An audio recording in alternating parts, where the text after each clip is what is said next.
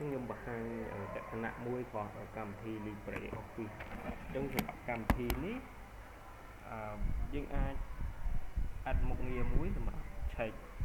អក្ខរាវិរុទ្ធភាសាខ្មែរដែលយើងឲ្យត្រូវឬខុសអញ្ចឹងឧទាហរណ៍ពាក្យនេះគឺយើងបើកចន្លោះមើលមិនឃើញយើងដកឃ្លានេះ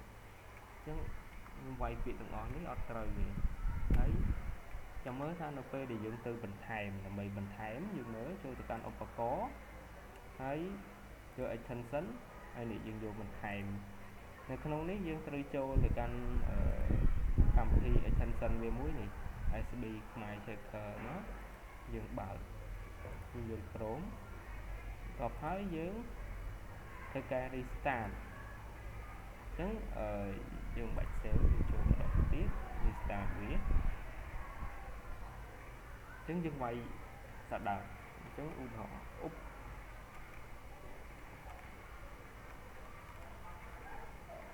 បាទត្រង់គ្រាយនៅពេលដែលយើងប្រើចន្លោះមើលឃើញវានឹងបង្ហាញខុសហើយយើងមកស្ដាំពីលើមកវានឹងបង្ហាញពាក្យត្រូវឲ្យយើងហើយដើម្បីវាយអាហ្នឹងបានលុះត្រាតែយើងប្រើយើងត្រូវប្រើចន្លោះមើលឃើញភ្ជាប់តែបើមិនយើងសរសេរ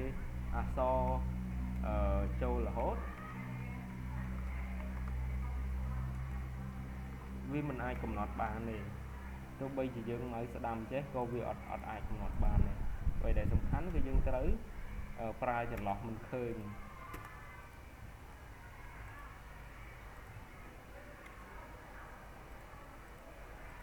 ប្រើចន្លោះមិនឃើញដើម្បីឲ្យដឹងថាវាខណ្ឌចែករវាងពាក្យទាំងអស់ហ្នឹង